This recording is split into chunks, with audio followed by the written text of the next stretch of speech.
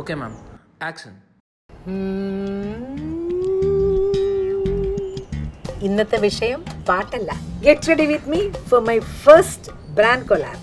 ഏതർ എന്നോട് പറഞ്ഞു പുതിയ മലയാളം ഡാഷ്ബോർഡിനെ കുറിച്ച് സംസാരിക്കാൻ. ഞാനും കരുതി നമ്മുടെ മാതൃഭാഷയല്ലേ, സന്തോഷത്തോടെ ചെയ്യാം. പക്ഷേ ഡാഷ്ബോർഡ് കണ്ടപ്പോഴാണ് ഒരു കാര്യം ശ്രദ്ധിച്ചത്. ഇതിലെ ചില വാക്കുകൾ മലയാളം അല്ലല്ലോ.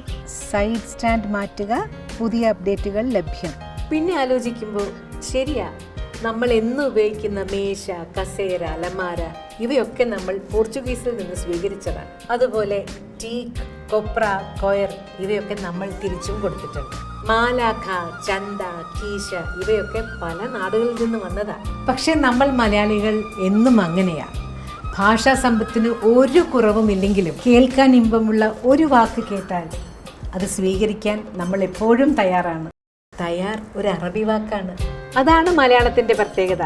വാക്ക് എവിടെ നിന്ന് വന്നു എന്നതിലല്ല, അത് നമ്മൾ എങ്ങനെ സ്വന്തമാക്കി എന്നതിലാണ് കാര്യം. ഏതറും അത് തന്നെയാണ് ചെയ്തിരിക്കുന്നത്. നമുക്ക് പരിചയമുള്ള, നമ്മൾ നിത്യേന ഉപയോഗിക്കുന്ന വാക്കുകൾ നമ്മുടെ സ്വന്തം ലിപിയിൽ. ഏതർ റിസ്റ്റൈൽ മലയാളം ഡാഷ്ബോർഡ് ഉടൻ വരുന്നു. അയ്യോ, ഒരു കാര്യം മറന്നു. Please like, share and comment.